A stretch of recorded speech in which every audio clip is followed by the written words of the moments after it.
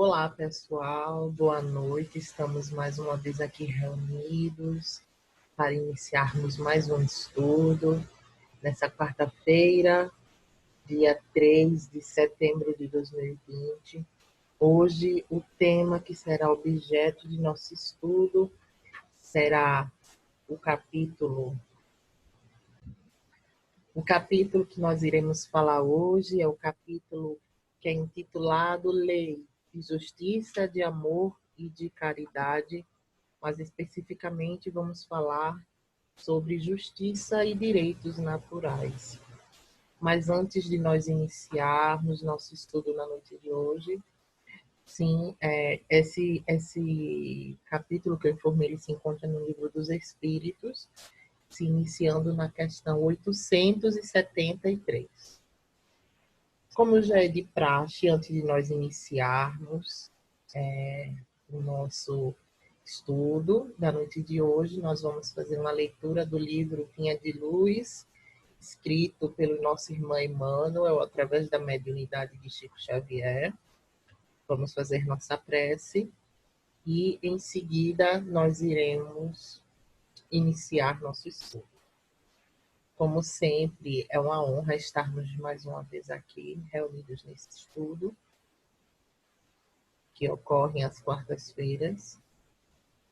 A mensagem do dia é do livro Vinha de Luz, é a mensagem de número 4, que se chama Em Silêncio. Não servindo à vista, como para agradar aos homens, mas como servos do Cristo, fazendo de coração a vontade de Deus. Paulo, em Efésios, capítulo 6, versículo 6. E a mensagem, ela diz o seguinte: se sabes, atende ao que ignora, sem ofuscá-lo com a tua luz. Se tens, ajuda ao necessitado, sem molestá-lo com tua posse. Se amas, não firas o objeto amado com exigências. Se pretendes curar, não humilhes o doente. Se queres melhorar os outros, não maldigueis ninguém. Se ensinas a caridade, não te trajes de espinhos, para que teu contato não dilacere os que sofrem. Tem cuidado na tarefa que o Senhor te confiou. É muito fácil servir à vista. Todos querem fazê-lo, procurando o apreço dos homens. Difícil, porém, é servir às ocultas, sem o ilusório manto da vaidade. É por isto que, em todos os tempos, quase todo o trabalho das criaturas é dispersivo e enganoso. Em geral, cuida-se de obter a qualquer preço as gratificações e as honras humanas. Tu, porém, meu amigo, aprende que o servidor sincero do Cristo fala pouco e constrói cada vez mais, com o Senhor, no divino silêncio do Espírito. Vai e serve. Não te deem cuidado as fantasias que confundem os olhos da carne e nem te consagres aos ruídos da boca. Faze o bem em silêncio. Foge às referências pessoais e aprendamos a cumprir de coração a vontade de Deus. Bom, meus irmãos, essa é a mensagem para que nós iniciemos o estudo na noite de hoje. É uma mensagem muito forte e nos leva a uma reflexão muito profunda, principalmente na época em que nós vivemos, e são a época das redes sociais, onde nós sentimos muitas vezes a necessidade muito forte de estar ali a todo momento compartilhando com essa rede de contatos o que estamos fazendo naquele momento. Enfim, podemos compartilhar desde de mensagens de texto simples até fotos, vídeos. São ferramentas bastante diversificadas. E a mensagem, ela chama a nossa atenção, e eu falo das redes sociais justamente porque ela nos chama a atenção para que nós não pratiquemos o bem apenas para mostrar que estamos praticando, que nós não pratiquemos o bem para receber em troca a recompensa dos homens. E o bem deve ser praticado quando nós estendemos o braço àquele nosso irmão em necessidade, sem que exista uma plateia que assista aquele momento, por várias razões, como nos foi dita. Temos que evitar fazer daquele momento de ajuda um momento de humilhação, um momento de fazer exigências, um momento de demonstrar superioridade, porque somos todos iguais. Hoje são eles, mas pensem bem, poderíamos ser nós, e pode vir um dia a sermos nós nessa situação, e nós temos que nos colocar no lugar dos outros para que nós possamos saber como nós gostaríamos que toda aquela situação fosse tratada. Então, o bem praticado não é o bem que é praticado à vista do mundo, à vista dos homens. É o bem que é praticado no silêncio e com o coração humilde e resignado, acompanhado do Cristo.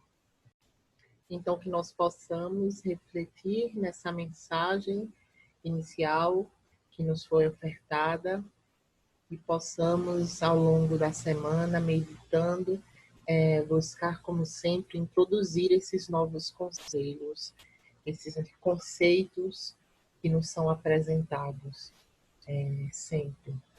Vamos fazer nossa prece após esse momento de harmonização.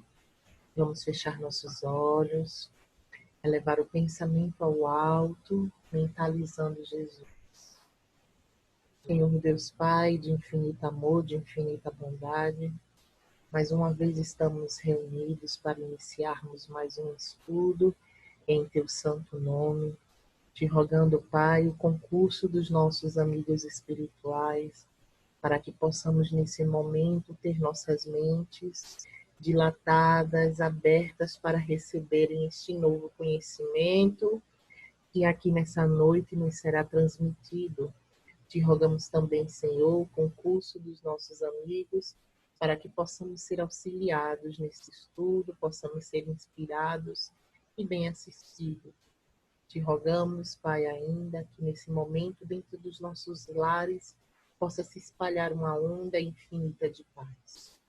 E assim sendo, Senhor, com a Tua permissão, com a permissão do mentor da nossa casa, Moacir, damos por iniciado mais um estudo na noite de hoje, que assim seja. Então, meus irmãos, como eu tinha falado a vocês, hoje nós vamos estudar o capítulo 11 do Livro dos Espíritos, na parte 3, onde fala da lei de justiça, de amor e de caridade. E hoje nós iremos falar sobre justiça e direitos naturais. Vamos manter aquela mesma dinâmica do nosso último estudo que nós realizamos, onde nós vamos lendo a pergunta, nós lemos qual foi a resposta dos espíritos e fazemos algum pequeno comentário a respeito da questão que nos foi apresentada no momento. Então, vamos começar pela questão 873, onde Kardec pergunta: o sentimento de justiça está na natureza ou ele resulta de ideias adquiridas? E os espíritos nos respondem: tanto está na natureza que vos revoltais ao pensamento de uma injustiça. O progresso moral desenvolve, sem dúvida, esse sentimento, mas não o dá. Deus o colocou no coração do homem.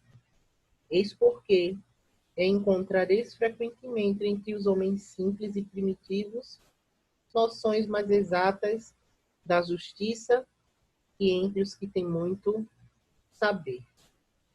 Então, veja bem como é elucidativa essa pergunta e a resposta que nos foi ofertada, porque a partir de agora nós já temos essa noção de que a justiça, ela é um conceito que está dentro de nós, é um conceito da nossa natureza. E é importante nós falarmos sobre isso, porque aqui é feito um gancho importante sobre o progresso moral. que apesar da justiça ela já ser algo intrínseco a, a nossa natureza, ela se desenvolve à medida de que há um progresso moral. E esse progresso moral ele tem que se dar porque nós sabemos que nós, como espíritos encarnados, somos detentores de dois tipos de inteligência.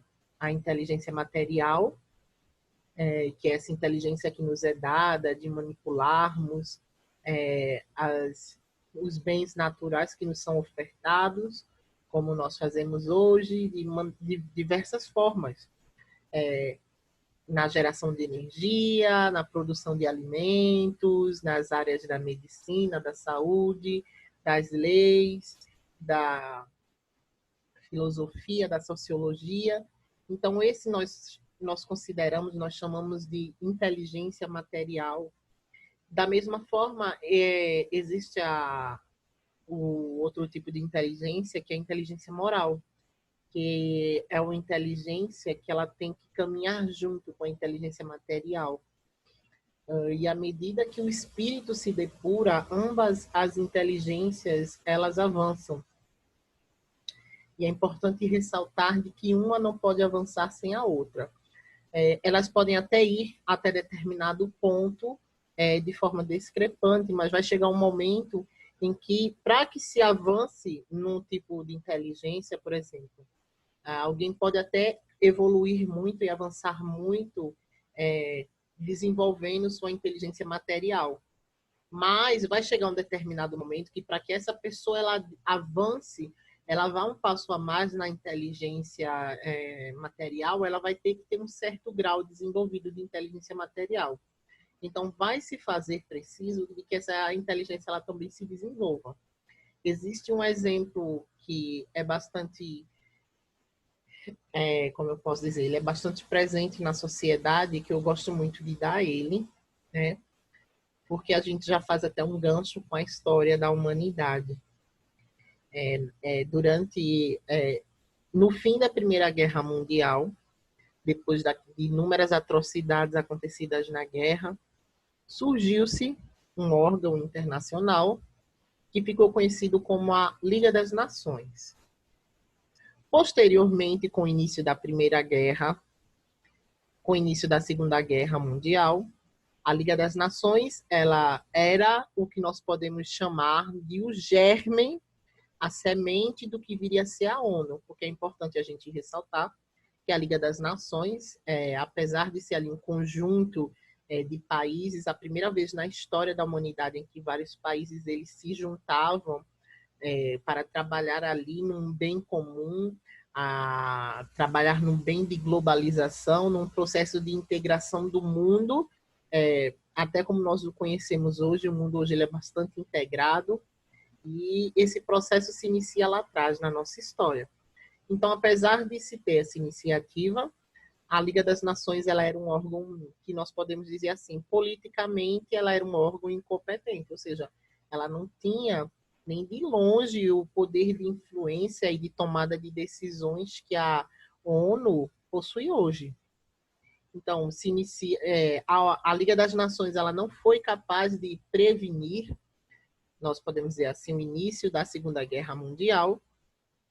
Porém, com o fim da Segunda Guerra Mundial, a Liga das Nações ela é desfeita, ela é dissolvida, e no lugar dela surge-se um novo órgão internacional que nós conhecemos hoje como a Organização das Nações Unidas, ou simplesmente a ONU.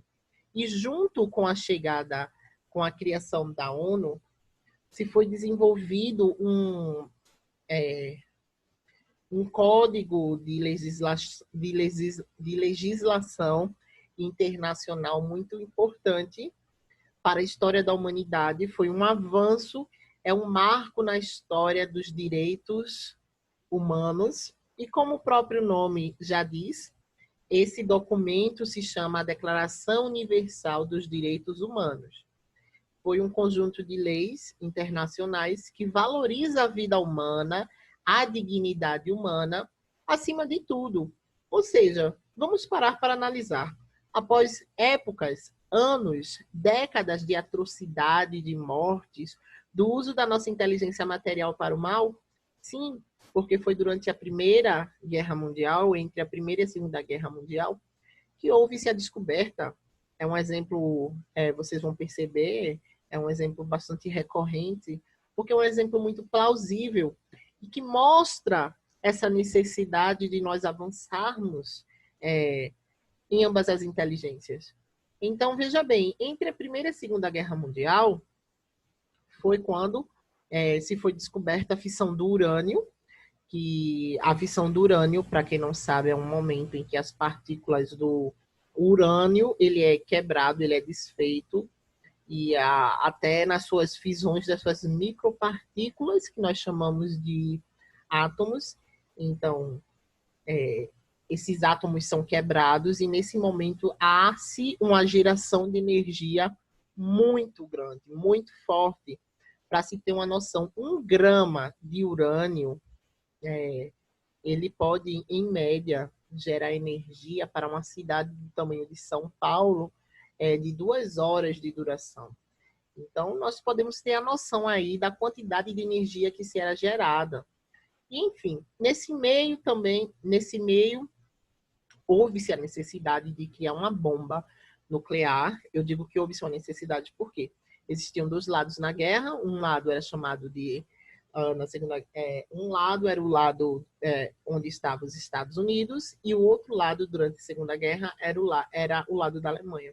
Se era sabido de que pelos Estados Unidos de que a guerra, de que o lado da Alemanha ele já detinha o conhecimento e que em breve iniciaria esse processo de criação de uma bomba atômica.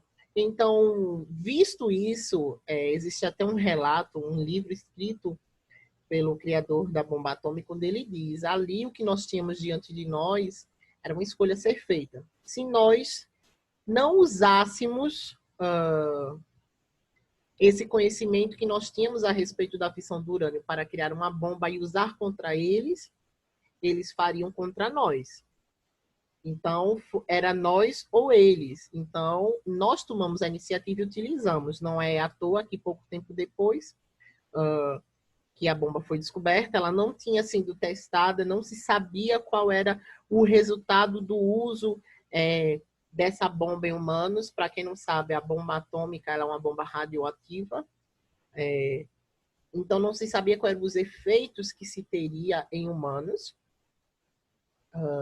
E os Estados Unidos, ele usa, naquele momento, a bomba em 2 cidades, que são bastante conhecidas, as cidades de Hiroshima e Nagasaki. Então, vejam, após épocas, isso foi só para que a gente possa contextualizar bem a necessidade da evolução da moralidade, da aprimoração dessa inteligência moral. Então, veja bem, após épocas de atrocidades, o próprio autor do livro depois disse que se sentiu, de certa feita, culpado por ver que, a princípio, sua pesquisa, que era uma pesquisa de geração de energia menos poluente e muito eficiente, tinha sido deturpada para esse sentido. Então, veja bem, após uma época extremamente grande do uso da nossa inteligência, desenvolvendo coisas, o uso dela para o mal, se fez necessário que que determinadas situações ocorressem para que a gente pudesse ter um avanço nessa concepção de inteligência moral. A ONU foi criada a Declaração Universal dos Direitos Humanos, que valorizava a vida, a dignidade humana acima de tudo. A dignidade humana acima de tudo, valorizava e priorizava e fazia como cerne das questões centrais da Declaração dos Direitos Humanos, a dignidade humana, o direito ao alimento, o direito à saúde, à segurança, à educação, e se posicionava contra o trabalho escravo, enfim, uma série de medidas que faziam com que, naquele momento, a humanidade, mesmo que ainda um pouco, vamos dizer assim, um pouco rudimentar nesse ponto de vista de inteligência moral, porque nós sabemos que, apesar de toda evolução, de todo o progresso que nós temos, nós estamos um pouco longe ainda de atingirmos um patamar, vamos dizer assim, bom, de inteligência moral adquirida. Mas houve-se essa melhora. Então, é isso que nós dizemos. Em vários momentos na história vão ser tomadas essas decisões que vão fazer com que a inteligência moral, a inteligência, esse progresso moral coletivo seja alavancado. E é importante que nós saibamos que, da mesma forma que esse progresso moral existe, nós somos responsáveis por fazer o nosso progresso moral, de nos melhorarmos, de trabalharmos nas nossas vicissitudes, nas nossas más inclinações, praticarmos ações do bem, estudarmos, é muito importante a questão do estudo, da doutrina, das obras complementares, e não se limitando apenas a isso. O conhecimento, no geral, ele é muito bom, ele é libertador. Então, é importante isso. Né? E nós vemos aqui quando ele nos coloca, quando ele nos pergunta se esse conhecimento ele já é da natureza, e da natureza do ser humano. Ou se ele é uma ideia adquirida, os espíritos respondem, não, isso é uma ideia da natureza. Porém, com o progresso moral, com a existência desse progresso moral, esse sentimento de justiça, ele se torna mais intenso. E ele nos diz, é tanto um processo natural do nosso corpo, que quando nós nos deparamos com algo que nós identificamos como injustiça, logo nos vem um sentimento de revolta, não é? Então, foi muito bom essa primeira análise, porque a gente já pôde aí dar uma adentrada no conceito de progresso moral. Agora vamos prosseguindo. Na pergunta 874, Kardec pergunta: se a justiça é uma lei natural, como ocorre que os homens a entendam de maneiras tão diferentes? E que um homem ache justo aquilo que parece injusto a outro? E os espíritos nos respondem: é que frequentemente aí misturam paixões que alteram esse sentimento, como a maioria dos outros sentimentos naturais, e fazem ver as coisas sob um falso ponto de vista. Ou seja, nesse momento, até hoje em dia, nós podemos perceber que na nossa vida é complicado para nós ter esse sentimento das paixões bem controlados.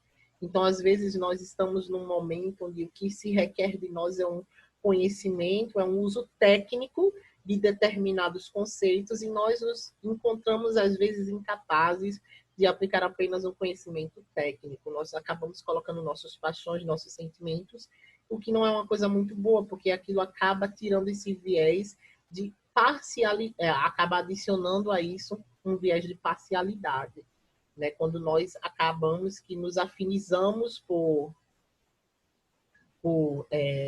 possuirmos já inclinações a uma determinada ideia.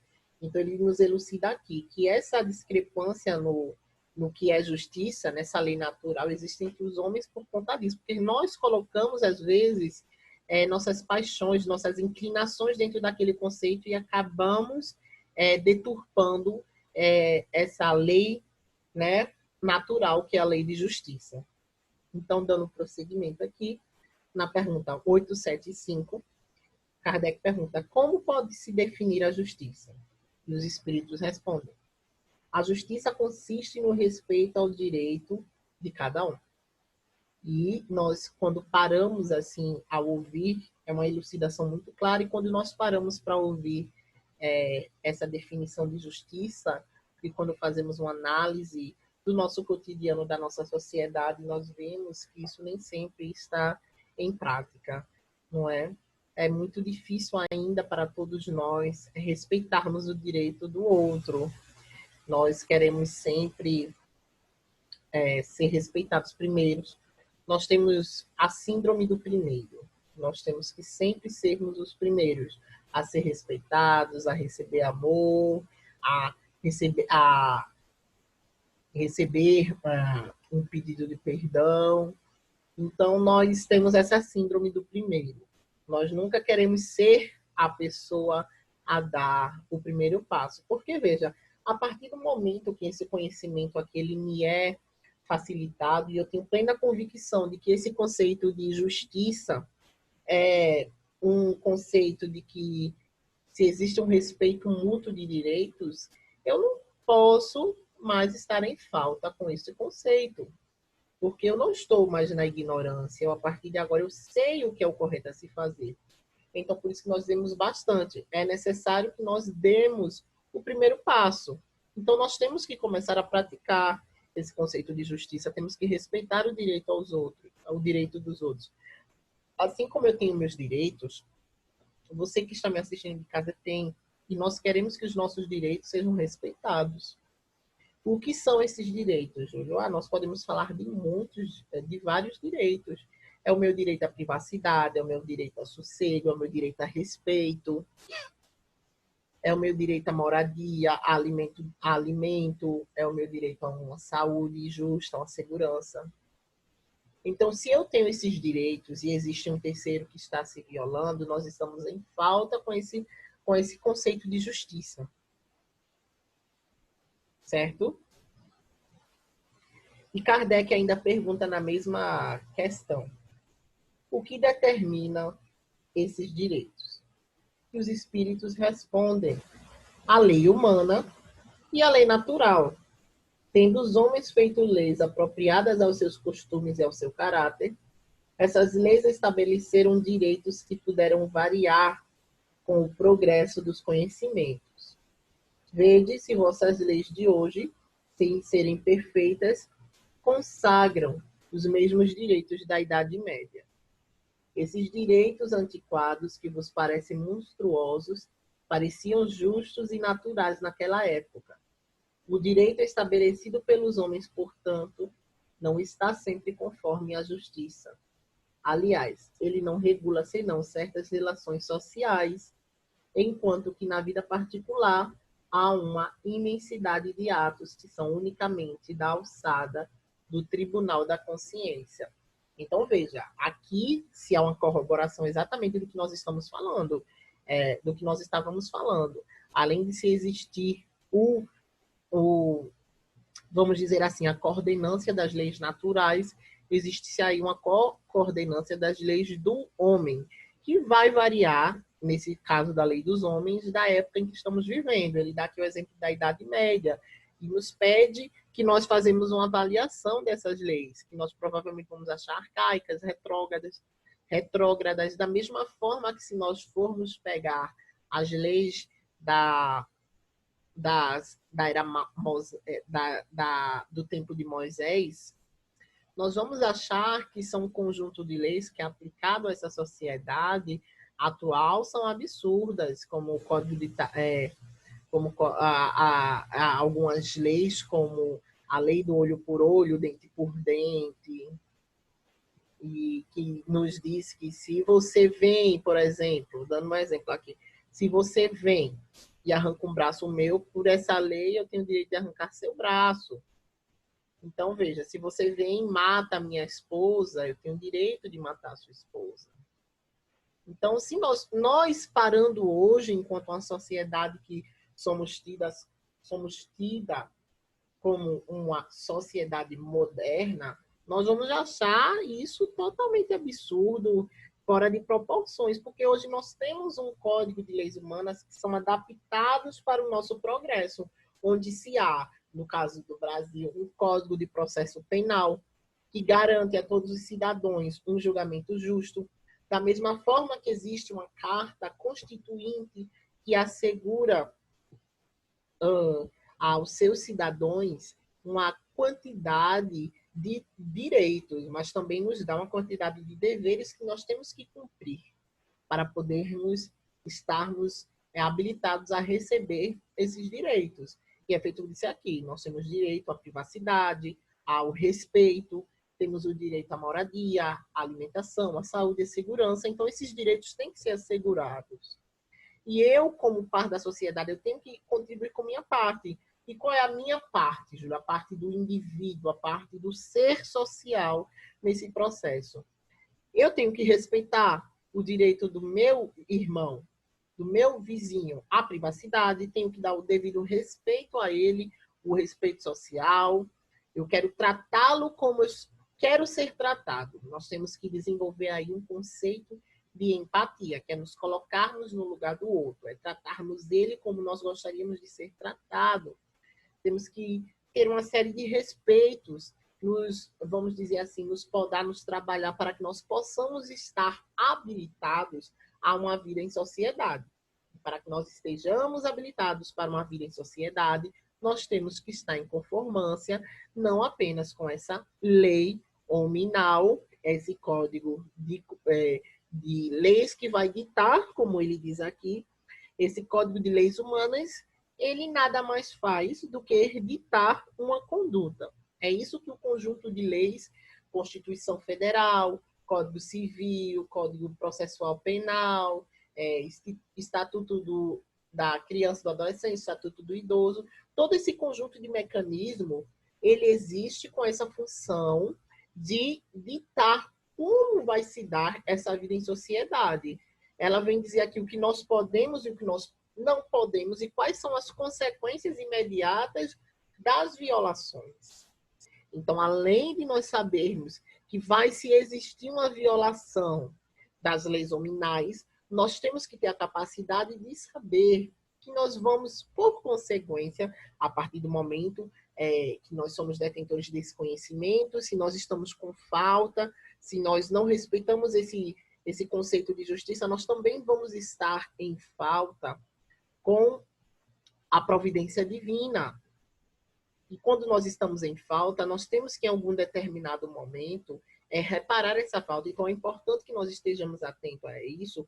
É por isso que nós falamos da importância da constância do estudo, da doutrina, de obras complementares e de obras comuns à nossa vida, para que nós possamos compreender todo esse universo que nos cerca, todo esse conjunto de leis que são necessários para a nossa vida como espíritas, como cristãos, como cidadãos. E vamos prosseguindo e comentando aos poucos.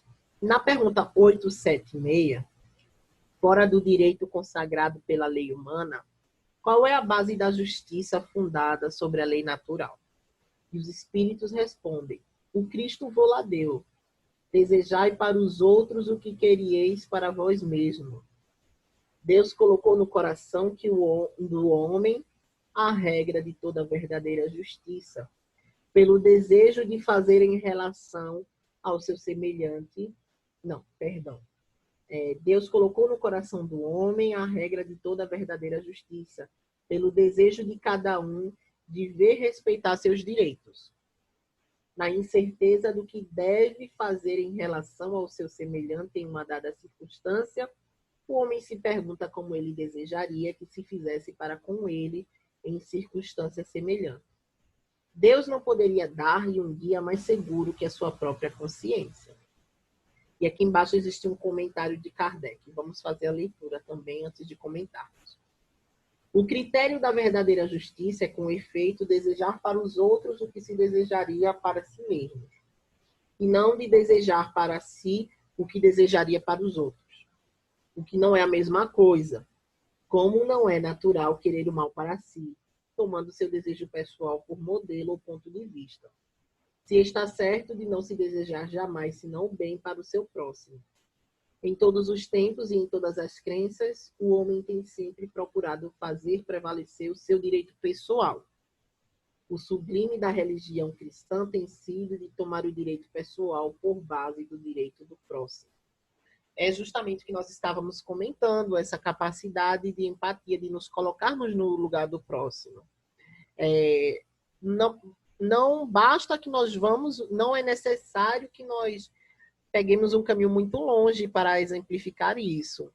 Quando alguém, porventura, vem em determinada situação nos tratar mal, nos ofender, nos agredir, nós provavelmente nos sentimos muito mal em relação a toda a situação, ficamos tristes, enfim, se desencadeia uma série de sentimentos, temos raiva, temos tristeza, mágoa. Então, da mesma forma que nós não gostamos desses sentimentos, nós não gostamos que sejam desencadeados em nós esse sentimento, nós temos certeza que também nossos irmãos não gostam. E uma vez sabendo disso, nós temos o dever, nós temos o compromisso de não sermos nós os agentes desencadeantes desse sentimento no próximo. Porque é justamente disso que estamos falando. Não é de fazer para nós mesmos o que nós gostaríamos de fazer para o próximo, é justamente, perdão, sobre esse conceito de fazer com o outro o que nós queremos que seja feito conosco. Então, se eu não gosto que comigo seja feita determinada coisa, logo, por uma lógica bem simplista, eu não faço com o outro. Se eu não gosto de ser ofendido através de algumas brincadeiras, eu não faço com o outro. Eu respeito o outro. Eu sou simpático com o outro. Eu transmito para o outro aquilo que eu quero que ele transmita para mim. Se eu sou simpático com ele, eu estou esperando que ele seja simpático comigo. É isso que eu quero receber em troca. Então, se eu estou sendo grosseiro com alguém, o que eu estou querendo dizer é que eu quero que essa pessoa seja grosseira comigo. Então, nós temos que ter cuidado nessa situação. Hoje em dia, na nossa sociedade, é algo que se está muito em falta, esse sentimento de empatia.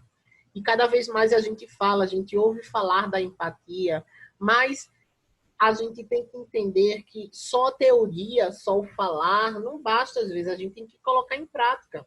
É o que a gente fala bastante nos nossos estudos aqui. A gente, nos estudos, aprende a teoria. Mas a partir do momento que a gente sai dos estudos, a gente tem que colocar em prática. É até algo que nós falávamos bastante quando estávamos presencialmente ainda, antes de toda essa situação. Que nós dizíamos, pessoal, ser simpático aqui dentro do centro, ser amigável, dar abraço, dar beijo, tratar bem, gostar, desejar o bem das pessoas que estão aqui dentro do centro é muito fácil. O problema é do portão para fora, porque é ali que as situações elas vão aparecer, não se enganem. Não se enganem, as situações elas aparecem porque nós sabemos do conhecimento. Então, vai ser posto à prova aquele conhecimento, se nós já conseguimos colocar em prática. Então, é isso que nós dizemos. Nós sempre falamos, não é necessário que a gente queira dar um passo maior do que a perna nesse processo. Quando nós falamos, por exemplo, de perdão, temos que perdoar o próximo. Não é necessário que nós peguemos a maior mágoa que nós temos e vamos perdoá-la, mas é o que nós gostamos bastante de frisar. Do jeito que existem as maiores mágoas, os maiores sentimentos negativos que nós guardamos de alguém na nossa vida, existem da mesma forma os sentimentos pequenos. São aquelas ofensas que, apesar de causar um mal, não causaram um mal tão grande, não causaram uma dor tão grande. Então, por que não começarmos por aí a trabalhar esse sentimento, a analisar a situação, a percebermos que, assim como nós, o próximo, ele pode ter estado, o nosso irmão que cometeu a falta, pode ter acometida por N questões, e que assim que, como nós, se nos colocássemos no lugar dele, nós gostaríamos que fôssemos perdoados, por que nós não vamos desculpar o nosso irmão? Então, nós podemos começar a trabalhar de pequenos passos. É importante que nós comecemos a trabalhar, comecemos a dar pequenos passos, porque essas situações elas vão inevitavelmente acontecer. E nós, detentores, e nós que possuímos esse conhecimento, vamos ter que estar prontos para colocar em prática. Porque não se enganem quando nós dizemos assim, ai meu Deus, eu gostaria tanto de amar ao próximo, eu gostaria tanto de perdoar, de ser perdoado. Gente, essas coisas não vão acontecer do dia para a noite. Nós queremos o quê? Exercitar o perdão, nós queremos ser perdoado. Deus vai nos dar as oportunidades de sermos perdoados. Através da prática do perdão. Então, quando nós, por exemplo, pedimos a Deus, eu gostaria tanto que o amor se fizesse mais presente na minha vida, Deus vai nos dar as oportunidades de amar, de buscarmos esse amor. Não vamos nos enganar pensando que nós vamos dormir num dia, eu vou dormir num dia Júlia e no outro dia vou acordar o ser humano mais perfeito. São práticas. são práticas. Nós temos que começar praticando, nós temos que começar tentando. A vida é isso. E é uma das melhores formas de se aprender às vezes. Acreditem ou não, a gente sabe que é muito ruim quando a gente tenta fazer algo e dá errado. Mas acreditem, é um momento de oportunidade único, porque nós vamos parar e analisar toda a situação e vamos aprender, vamos absorver aquilo. É uma coisa que nós estamos falando bastante também, que é uma coisa muito importante, que se todos nós pudéssemos fazer, colocar em prática, era, ao final do nosso dia, nós podermos analisar o que nós fizemos. Quais foram as ações que nós tomamos, se ofendemos alguém, se nós tratamos alguém mal, se aquilo era realmente necessário, se nós não poderíamos ter agido de outra forma. E a partir daí nós vamos começar a entrar no processo de nos conhecer e de meditar no nosso dia, e a partir daí nós já podemos desenvolver cursos de ação para que a gente possa tomar medidas e começar a trabalhar nessas nossas pautas, nessas nossas mais inclinações, e vamos nos melhorando, vamos caminhando. Então é muito importante, pessoal, que a gente possa começar a exercitar esses conceitos de empatia, de perdão, de justiça. Comecemos a praticar, vamos respeitar o direito do próximo, para que nós tenhamos nosso direito respeitado, certo? Dando prosseguimento aqui na pergunta 877, Kardec pergunta: a necessidade para o homem de viver em sociedade ocasiona-lhe obrigações particulares? E os espíritos respondem: sim, e a primeira de todas é a de respeitar o direito dos seus semelhantes. Aquele que respeitar esse direito será sempre justo. No vosso mundo, onde tantos homens não praticam a lei da justiça, cada um usa de represálias. E é isso o que faz a perturbação e a confusão de vossa sociedade. A vida social confere direitos e impõe deveres recíprocos. É algo que a gente já falou também. A partir do momento que a gente se habilita a uma vida em sociedade, a gente está se predispondo a viver de acordo com essas leis, a respeitar esses direitos, que é um direito meu, mas também é um direito do meu próximo.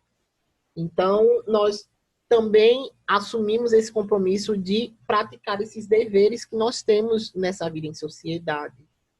Então, nós temos que entender que a organização social, a vida em sociedade, ela é muito mais complexa e que ela não se resume inteiramente a mim. Existem aí milhões de pessoas envolvidas nesse processo no nosso país. E mesmo que nós não estejamos no nosso país, existem leis e deveres e direitos internacionais que vão reger a vida em sociedade da comunidade internacional. Então, nós temos que estar a par, nós temos que conhecer, nós temos que respeitar, nós temos que praticar esses direitos, temos que praticar, temos que buscar cumprir esses deveres. Certo?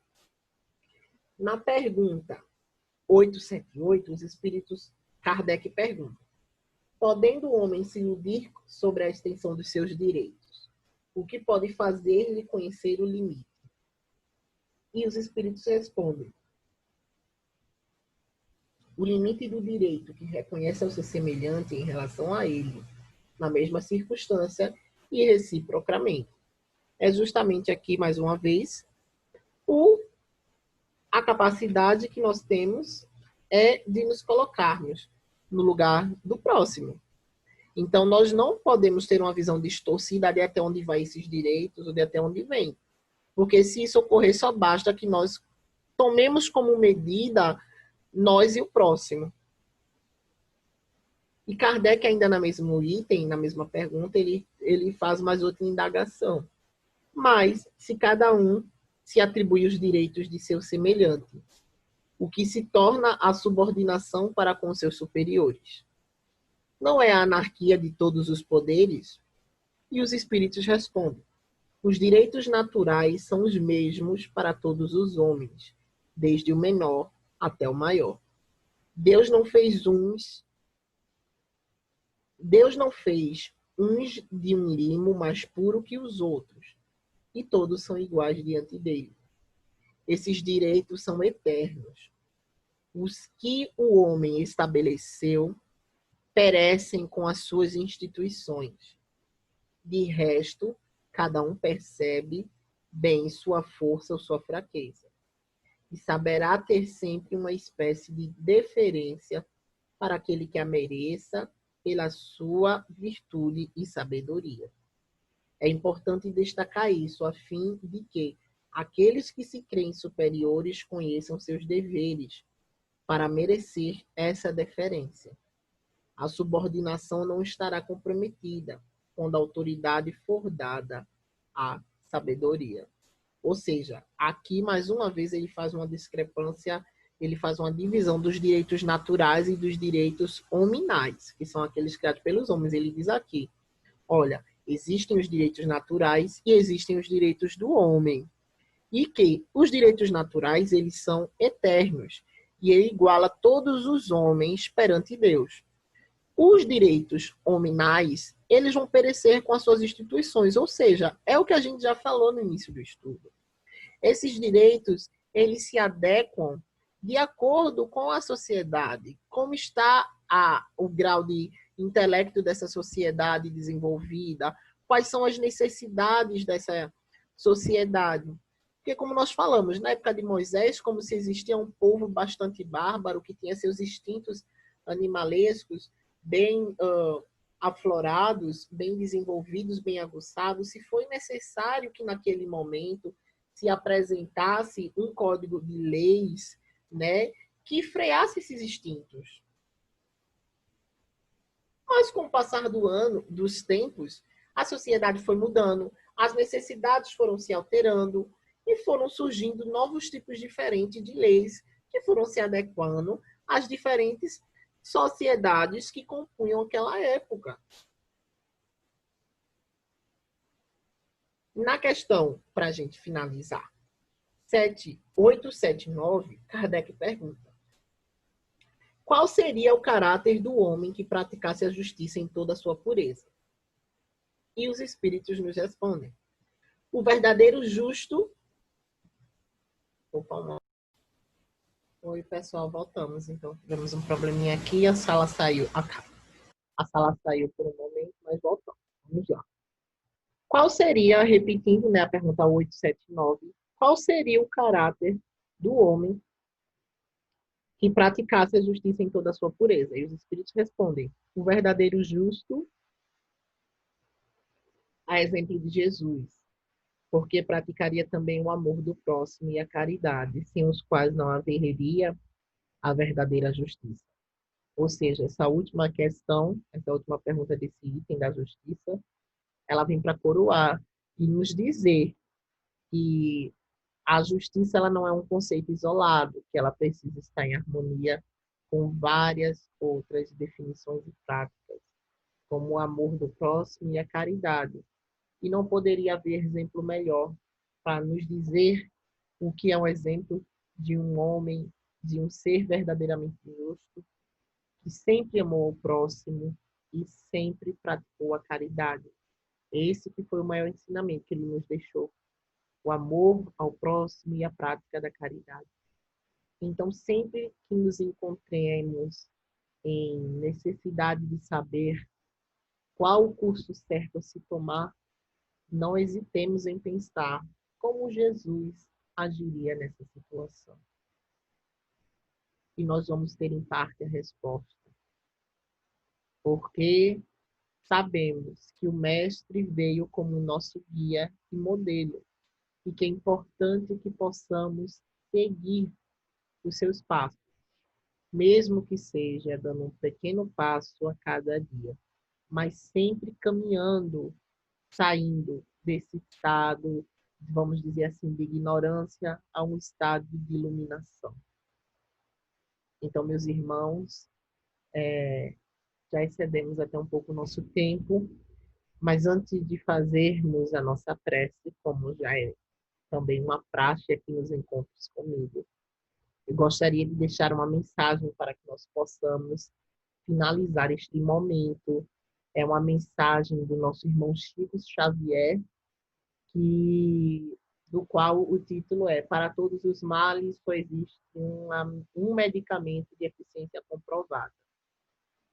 E é um texto que diz assim: onde quer que você esteja, seja a alma deste lugar.